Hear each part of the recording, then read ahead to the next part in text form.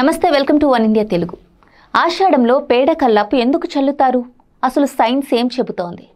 ఆషాఢ మాసం అంటే కొత్త దంపతులు పుట్టింటికి వెళ్ళడం, అలాగే ఇంటి ముందు పేడ పసుపుతో కల్లాపు చల్లడం అనేది మన తెలుగు సంప్రదాయాల్లో ఇప్పటికీ కొనసాగుతోంది.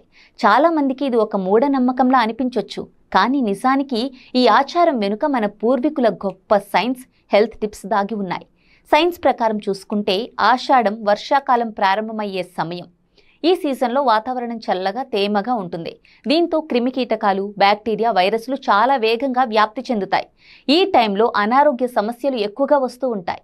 ఇలాంటి సమయంలో పేడ పసుపుతో కల్లాపు చల్లితే ఏం జరుగుతుందో ఈ వీడియోలో మనం తెలుసుకుందాం. ఆవు పేడలో, పసుపులో సహజంగానే యాంటీ బ్యాక్టీరియల్, యాంటీ ఫంగల్ గుణాలు ఎక్కువగా ఉంటాయి.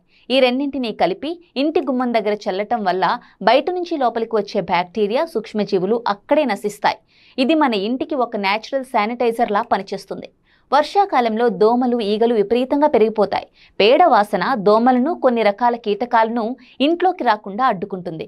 అలాగే ఆవు పేడ, పసుపు గాలిని శుద్ధి చేస్తాయని మన పూర్వీకులు ఆయుర్వేదంలో చెబుతారు. అంటే మన ఆచారం వల్ల ఇంట్లో గాలి స్వచ్ఛంగా, ఆరోగ్యంగా ఉంటుంది.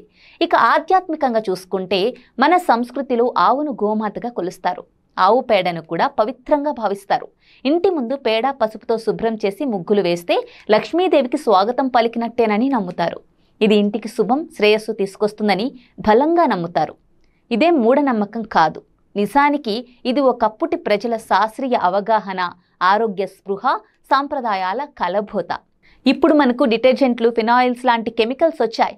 కానీ ఆ రోజుల్లో ప్రకృతి ఇచ్చిన వనరులతోనే తమ ఇంటిని ఆరోగ్యంగా కాపాడుకోవడానికి మన పెద్దలు ఈ తెలివైన పద్ధతిని కనిపెట్టారు. కాబట్టి దీన్ని మూఢనమ్మకంలా చూడకుండా మన పూర్వీకుల తెలివితేటలకు నిదర్శనంగా చూడటం మంచిది.